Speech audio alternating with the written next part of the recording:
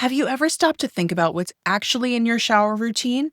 Not just the products that you're using, but the materials, the packaging, and where it all ends up? Today's conversation completely shifted the way I look at some of the most everyday items in my home, from the sponge that I use in the shower to the hidden impacts of microplastics in our routines. Today, I'm speaking with Phoebe Yu, founder of Floofah, a brand rethinking one of the most overlooked tools in our daily lives. And we're going a little deeper, not just into her journey as a founder, but also into the bigger picture of sustainability, greenwashing, composting, and what it really means to make more mindful choices without completely overhauling your life overnight. So, if you've ever felt overwhelmed trying to do better for the planet, or wondered where to even start, this episode is going to give you some clarity, perspective, and some surprisingly simple shifts that you can make starting today. Hi, Phoebe, and welcome to the pod. How are you? I'm great. Thank you so much for having me. Yeah, so I'm really excited to chat with you today about all things going on the planet, plastics, and how we can try to minimize them in our lives. But I want to start at the start with you as a founder. How did you come to start your own company? Yeah, it's actually a long story. I've been living in Silicon Valley, which is Northern California, for a number of years. And the founding principle for tech companies has always been solve your own problem, right? After 10 plus years of being in an industry, I solved my own problem, which is one day I was showering with my plastic loofah, which I've always used since I was little, and it broke. And my dilemma was, do I fix this or do I get another one? Then I realized, because I worked in recycling, this thing is not recyclable. It is made of nylon and it's just going to sit there and turn into microplastic. So I can't, in the right mind, buy another one. So I thought, let me look for better options out there. And, to my disbelief, there really isn't anything that is not greenwashed or works well out in the market. So after year or so of searching and evaluating, I decided to create a product that fits my needs. And I think that fits the needs of a lot of people out there that cared about a good showering experience, exfoliation, but also things that are plastic free. At what point in your journey did you think this might actually become a real company? I think because there's nothing in the market, that there is definitely an opportunity, because I worked in the recycling industry, circular economy, and I go to these trade shows. I see a lot of consumer products. I see a lot of brands that are talking about the amazing sustainability things that they do, offsets, plastic reduction, better packaging, etc., but are still full of plastic. So in my mind, I know general consumers, myself included, are trying to move away from plastic products or trying to lean towards more sustainable products in general, but there is definitely a need that is not satisfied. And I'll tell you, with some of the market research I've done, obviously looking at data, consumers are more likely than ever to spend more money on sustainable products, given that it works well. That is a key thing. But it's also really easy to lose trust. There's a term called the green tax out in the world, which means if you are getting a more sustainable product, the assumption is you're getting a worse product and you're going to be paying more. So my goal is to stay away from that and provide a good product that does not cost way more and actually works well. Okay, so what would you say was maybe a learning curve when you first brought your product to market? Was there something that people were not understanding, or was there a learning curve for people to kind of get over? I think going back to the previous question, I'll answer it in a little loopy fashion, which is how I validated that there is a market for this. When I first started the brand, I tested out a bunch of products. I actually went to a bunch of in person markets. I wanted to see what people are saying, how they're thinking about this process. Years ago, before I entered recycling, I did a little farmers market stunt where I set up a little booth and I was like, people, bring your plastic to me. I'll help you recycle them the right way. I'll teach you how to sort. So that went on the entire summer. Every Sunday, I was there for 3 to 4 hours at a time. I wanted to understand, would people be willing to hold their plastics for a week, right? Are they able to clean it? Do they understand? Is there a need? And it turns out, yes, there's absolutely a need. And that really prompted my journey into recycling and sustainability.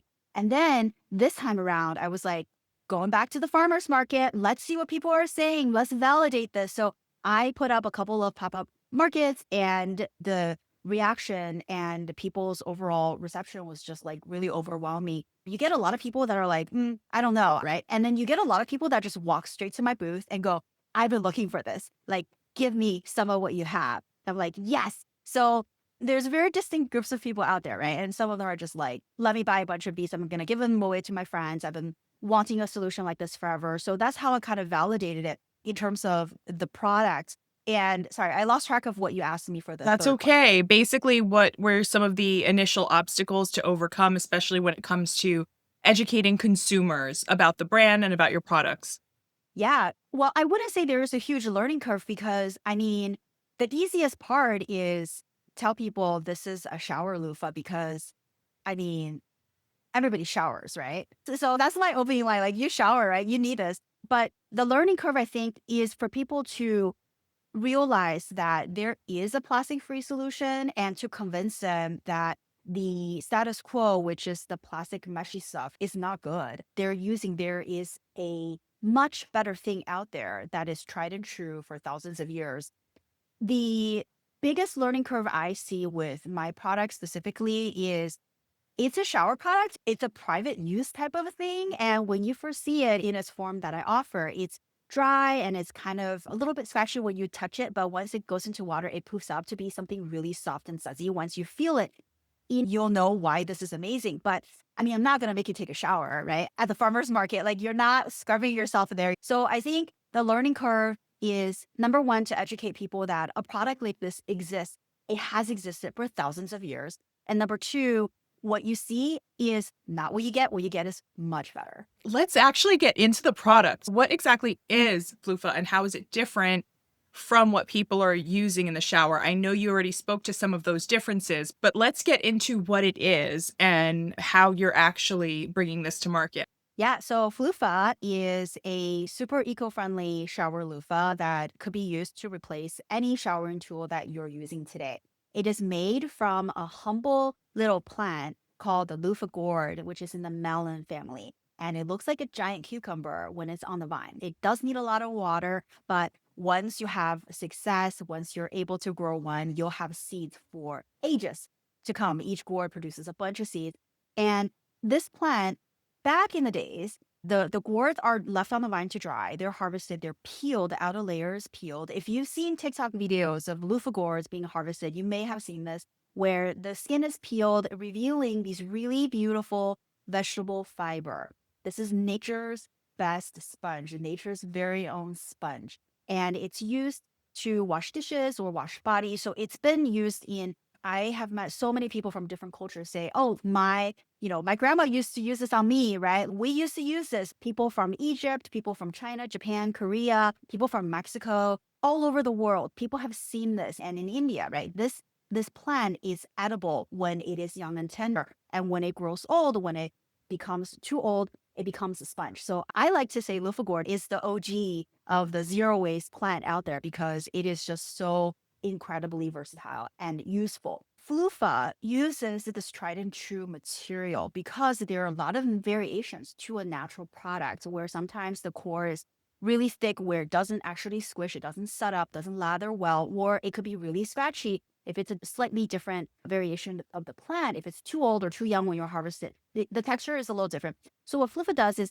we take this plant in this beautiful fiber, we modernize it. We remove some of the core, we process the fiber, we heat press it and make it really, really consistent for usage anytime. So it's dried and flat and pressed and is sewn together with thread with cotton instead of glued together, allowing maximum airflow. And it exfoliates really, really beautifully for the skin. Not only is it plastic free, it's all natural. So bringing it to market was really just thinking about how to validate the product. Is there a true market for it? And then deciding to just go all in on an e-commerce online. So, have you had any interactions while you're validating the product? Actually, whether it was while you were validating or even up to now, have you had any reactions that really surprised you? I know you said that there are those people, if they really want it, they really want it. They're coming up to you, they're making a beeline, and they are purchasing on the spot. Were there any reactions like pushback, like, oh, it's just loofah, why does that matter? And what do you say to them? Yeah, surprisingly, I haven't had anybody that said anything along the lines of, "It's just a small thing. Why do I care?" I did have people who are really interested in what happens to this product after they're done being used. The beautiful thing about a natural product like the Floofah, after all the design elements that I have gone through, is making sure this product is 100% compostable. It is truly zero waste because at the end of life, it will disappear. It will turn into nutrients for the soil to nourish the world versus being turned into little tiny pieces of microplastic or being discarded and forgotten in a landfill. People are really interested. And I find that we're very privileged to be in the Bay Area, right? Here in Northern California, we have a pretty well rounded residential composting program where we have the green bin and they take food waste as well, in addition to yard waste. So a lot of the stuff you can very easily get rid of it. Composting facilities and composting service is really a privilege. Such a small portion of the US has composting, even though food waste products is like two-thirds of all the methane emissions that we emit as in the landfill, which is really crazy, right? The beauty of a natural product like the Floofah is you could just bury it in your backyard. It's backyard compostable because it's a plant. It still disappear just like any other food products. You dig a hole in your garden, put it in there, and within a few weeks, it would just disappear. So some of the shocking reactions I've gotten is like, well, what am I supposed to do with it? Like, I don't have composting. Like, what am I supposed to do? Well, just dig a hole in your garden, like bury it, and you're good to go. Love that. I love, like, literally, you can put it in your own garden. That's great. I have some plants behind me. I might have to try that once I.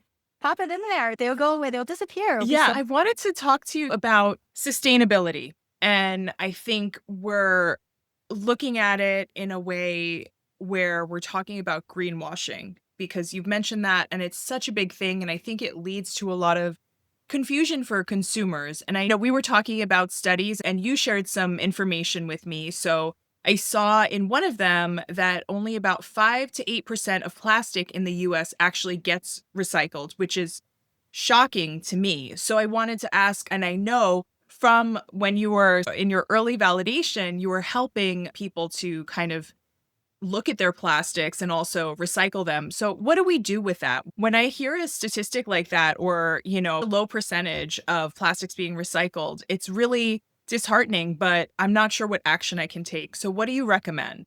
Yeah, this is a real struggle for a lot of people who care about not just climate, but just waste in general. We as human beings, we are discarding so many things, single use, especially, the biggest issue here.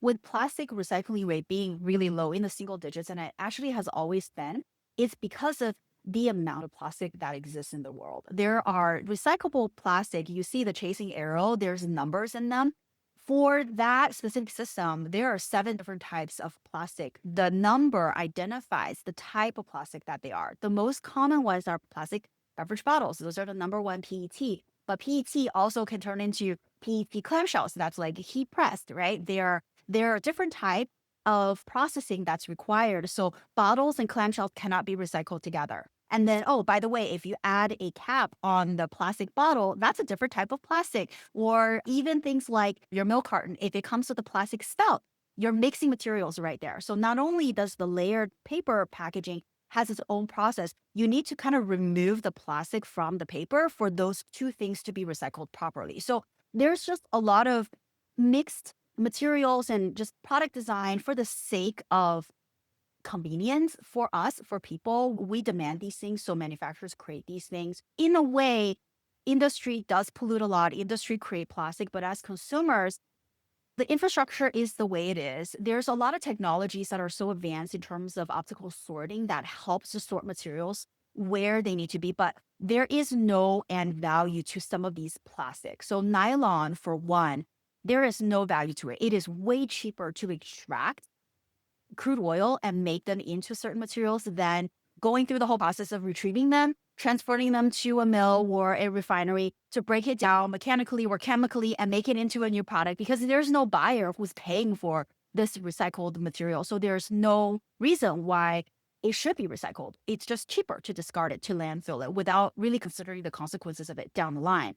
Companies sing these praises about the recyclability, but these materials are not easily recycled. If you look at some of the packaging, you may have seen this before where it says recyclable where facilities exist. And that is code word for not recyclable, hard to recycle. these facilities may exist, but you are too far from it, or your residential recycling doesn't take this material. They don't even sort for it. So it goes to landfill. You feel better as a consumer by seeing, oh, this is recyclable, but you can't actually recycle it. And no one's actually recycling it. So that's a huge problem. As what can you do? This opens up another can of worms for me because I also studied a lot about climate change, which is carbon emissions, like eating less beef, using more electricity versus natural gas and things like that. But then when it comes to using less plastics, it also has a relation. It also has something to do with what happens to the pollution that happens once you bury something. When I first brought up the concept of recycling to my professors at Berkeley, climate, right? These are climate experts, these are policy experts. I'm like, but what are we doing about recycling? I was laughed out of the room. Like, it's carbon dioxide. It's easier to just bury it. They won't go back into the atmosphere for hundreds of years. Like, why are you worried about it? I'm just like, oh my gosh, somebody think of the landfill, okay? Please, somebody think for the landfill. So there's that too. But as consumers, we get to vote every single day on how we live our lives and what we think is important. So many people are exposed to the plastic pollution and microplastics in the world. So choosing plastic-free products is really important. Asking questions, 3 layers deep of what is this material? How is it made? How does it work like this? Is it like, yes, it's recyclable, but does my facility actually recycle it? What are some alternatives? Can I reuse? Can I reduce? Right? Can I get it for free? Can I borrow it? Those kind of all come into play. But at the end of the day, living with less plastic will lead to a healthier life. That's just the bottom line. I wanted to just quickly go back to composting because Floofah is compostable, which I think is a concept that most people don't fully understand. So, can you explain a little bit more about what that actually means in real life? I know you gave an example of what you can do post use, but can you explain what that actually means? Or the process, Yeah. to be clear? Yeah, composting. So there are many different types of composting out there that you could do. The two most common ones, one is a anaerobic digester, which is industrial composting, where food waste and certain materials undergoes a level of steady heat generation within some kind of a pile or a digester where it basically just breaks down. So some of the industrial ones, there's one I know of in South Chicago that does a really amazing job where as the methane is being emitted from the composting, that methane is then taken to be used to be supplied as natural gas. So it kind of like gets reused. And then the end material of this compost pile is then used as fertilizers or ground. And then there's another process to turn it into biochar. So undergoing really high heat, pyrolysis to turn these materials basically into charcoal that is incredibly nutritious, holds water really well. Here in California, especially in Northern California, we have a few biochar companies because not only does it reduce methane, which materials rotting, like food materials rotting in the landfill creates methane. Not only does it reduce that, it also helps provide nutrients for the earth for planting, for like planting grapes, right? Vineyards can use that because they need their grapes to be really high quality as a fertilizer. The other one is obviously backyard composting. So a lot of people have composting piles with the leaves, food waste. What it does is you basically create a huge pile of organic waste and it basically starts to decompose and then it heats up the pile, basically heats up from the center. That's why people have to rotate it, right? You got to dig it up, you got to flip it and whatnot.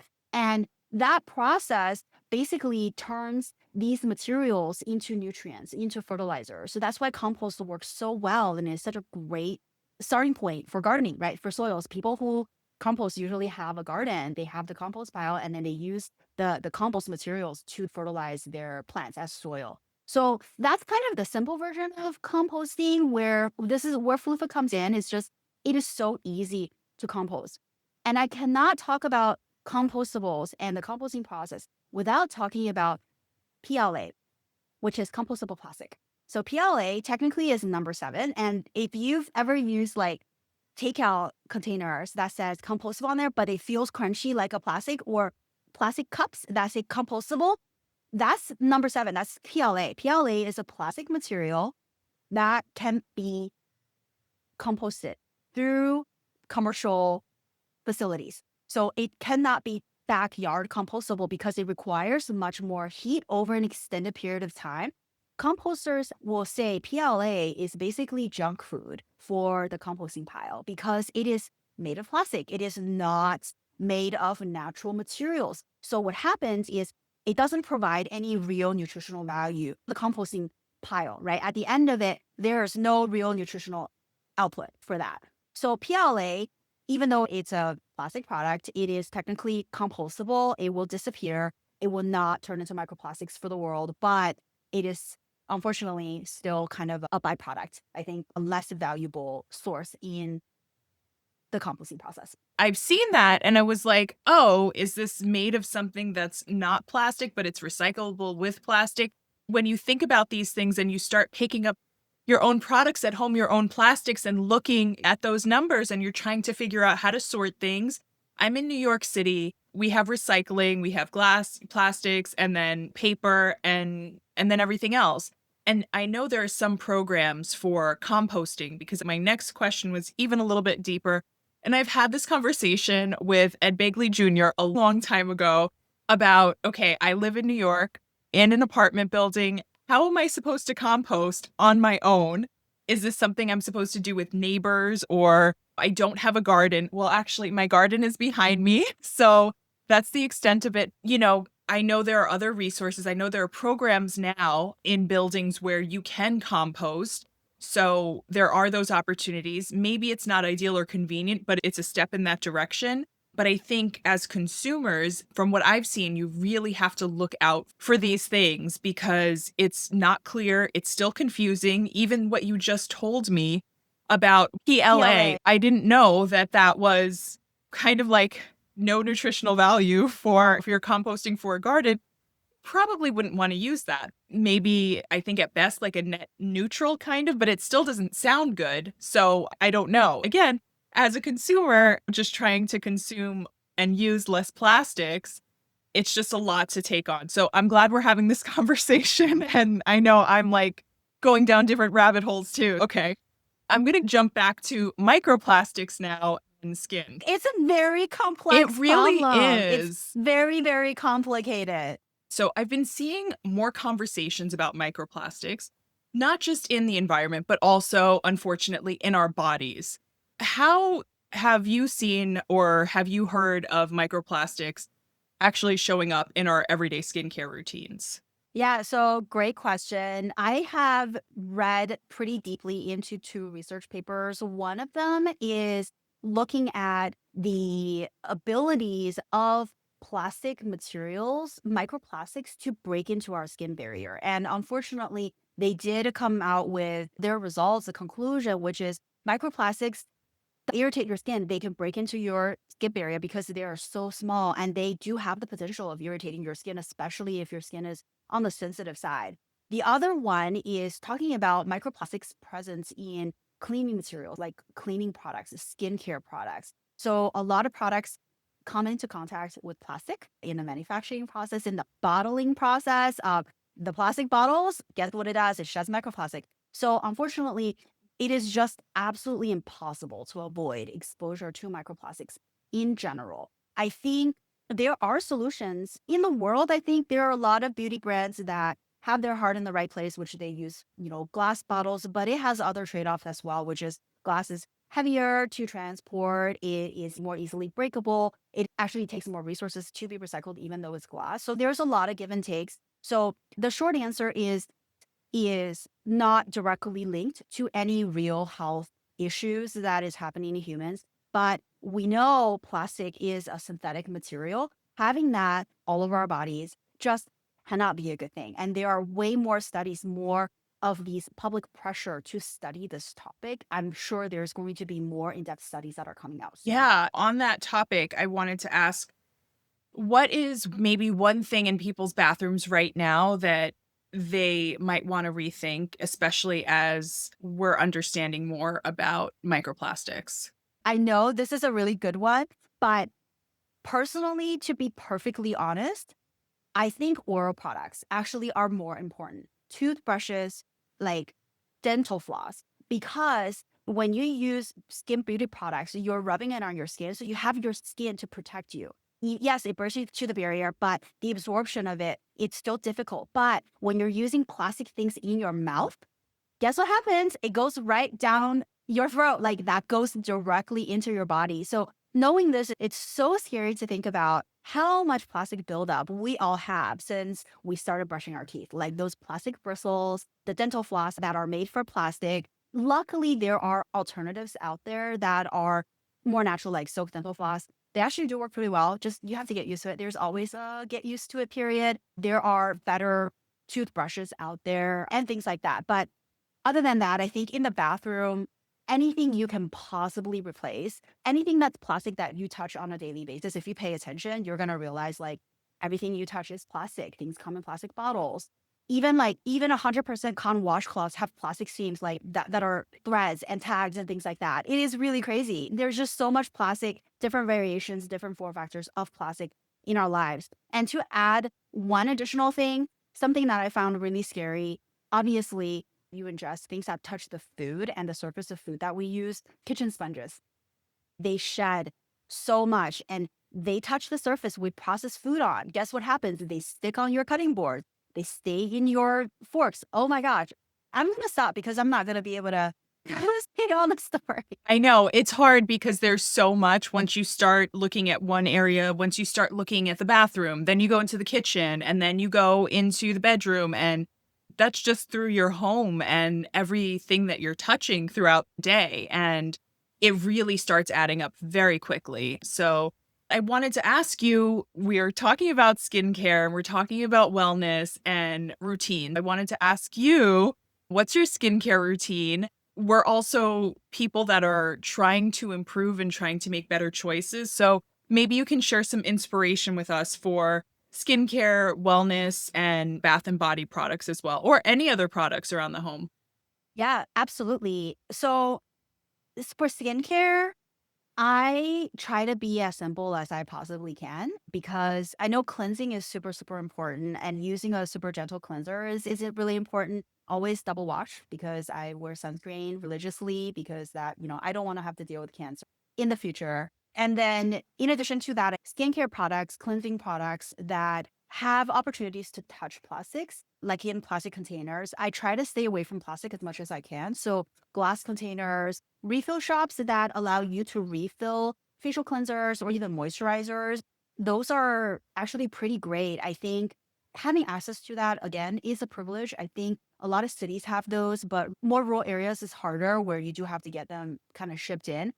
Any opportunity you can get will be great. But sunscreen, like I have a little jar of refillable sunscreen that my local refill shop sells. I use the kids version. They don't actually leave a white streak. So innovation, right? Honestly. So definitely that. Face oils. I love facial oils. I finally figured out how to not get my skin to break out. So that's that. And I used to make my own body scrub. So instead of using microbeads, the exfoliation that we all grew up with in the early 2000s, right? Remember those exfoliators with Yes. microbeads? Those are all plastic and they're tiny and they're still in the world today. Using just regular salt or even sugar to make your own scrub with a little bit of olive oil or whatever, it works. So simplify as much as I can. And I always finish something before I start something else. I always do that because that's just how things should be. Finish something so you don't get the urge to buy something else because you just don't need it. What is something that maybe you stopped using once you really started learning more about ingredients and materials? Ingredients and materials. I think Floofah is a good one for this because honestly, I've used plastic shower loofahs my entire life. The plastic poof, right? It creates all this sudsy bubbles, and that was really lovely when I first used it when I was little. Like, you just love that. And once you're aware of it, you can't not see it anymore. So for me, that was a big moment where I was like, wait a minute, what am I doing? And this was a couple of years into me working in the recycling industry. Once it registered, I cannot see it. And that was very real. So once that happened, I started going down a rabbit hole on I went to Target, I went to Walmart, I looked on Amazon. What are some things that I can easily buy, even Whole Foods and my local Sprouts? What is out there? And then I obviously tried a bunch of products before I realized all of these things are greenwash. Like, what the hell is this? And then you read into it, and some things will say plant based, and then you look into it, it's like 30% plants, the rest of it is plastic. Like, oh my God, give me a break. So digging into ingredients and materials, I think that sent me down a whole journey about what are some of the most commonly greenwashed things out there. So shower tools is definitely one of them. So even to say things that are more common or trendy, right? Like your silicone body scrubs, right? They don't work that well. And I'm sorry, what are you supposed to do with silicone afterwards? It's more sustainable than plastic, but what are you supposed to do with it?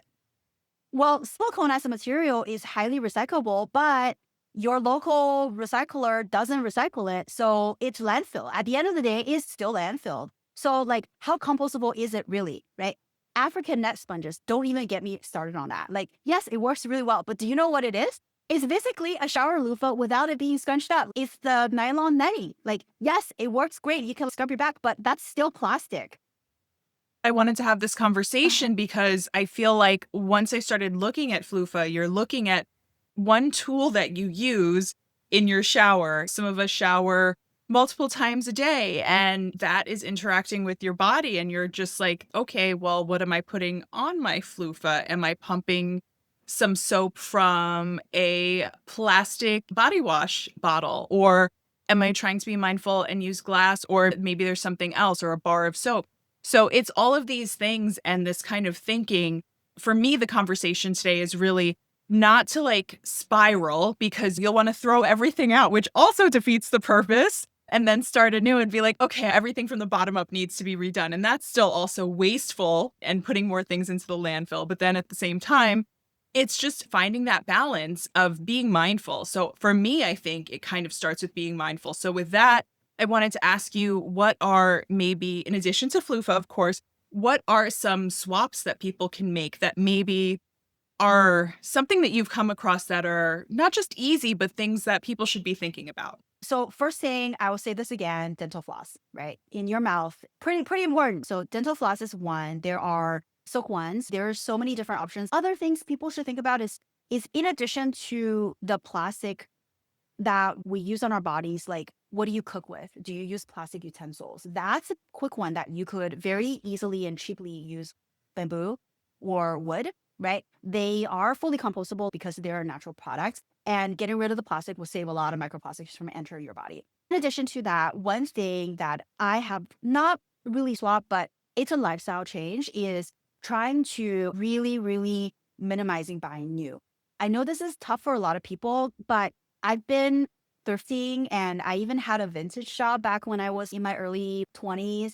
Thrifting and getting used, not only does it save you money, it really does so much good for the planet. Anytime anybody visits a thrift store, you know how much stuff is in the world. So trying to pick secondhand clothing, other things like household stuff like glassware and whatnot, when you can, try to shop secondhand first because there's just so many things out there. And you do support the economy as well. Like these are small local sellers that are selling it versus big corporations that are just trying to get more money out of you. So that's a lifestyle change, definitely a shift of mindset, but that does a lot of good for you as well. Look, natural materials like cotton, wool, etc. I know a lot of this may be more expensive, it takes more work, but think of the benefit, the ripple effect of the benefit that it has on you, your family, and also our collective future. I think it's worth it. It becomes a hobby for a lot of people too. It's fun. Well, I love that approach. Can you tell everybody where they can learn more about Floofah and where they can start swapping out their shower tools and switching over to Floofah? Absolutely. You can buy Floofah at floofah.com and also stay up to date with Instagram handle, try Floofah. I'm also on TikTok, so for education and just fun information in general. That's great. Is there anything else that you wanted to share? How to spell Floofah, just like it sounds. Loofah with an F, Floofah. Floofah. Something else to share, I think, you know, especially my journey with Floofah, honestly, nature has solutions for us. Look back to nature, see what has been tried and true. We don't need plastic. We can collectively make a difference by being more mindful about the things that we use in our daily lives. Thank you so much, Phoebe, for having this conversation with me and really just changing the way I think about even some of the basic things in my home and helping me upgrade my shower routine with Floofah. Thank you.